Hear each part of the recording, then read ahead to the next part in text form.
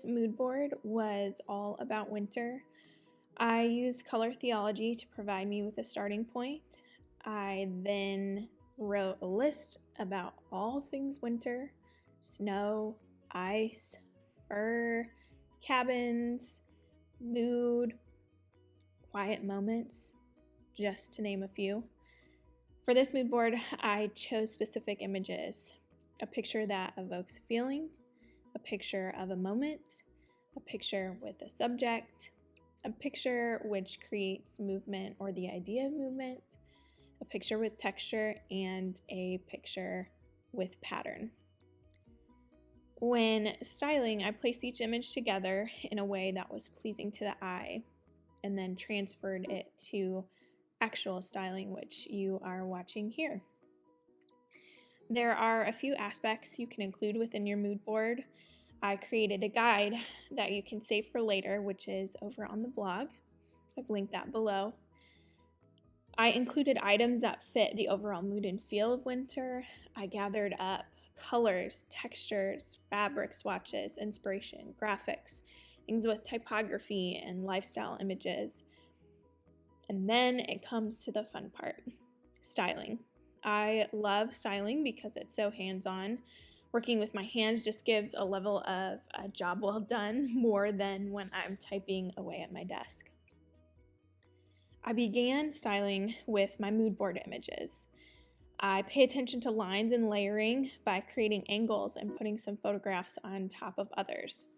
It's a way to bring depth and sophistication. Color swatches. I included those next. These are up top. They were pieces of handmade paper. I love the texture and feel of handmade paper, and they felt like they really fit with the direction this concept was going.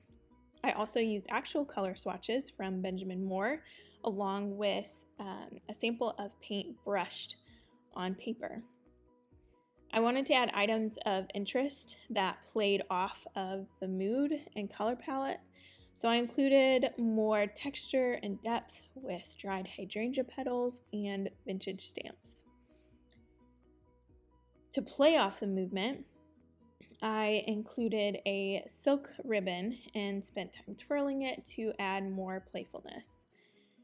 And since everything was leaning a little bit more on the light side, I wanted to include something that brought it back down. So I chose a thin twine in navy.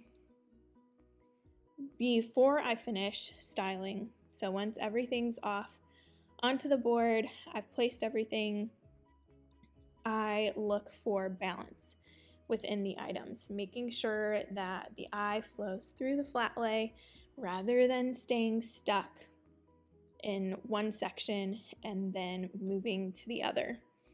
I group the majority of items in odd numbers because it logically makes sense and feels less awkward to the eye. And there you have it, a winter mood board.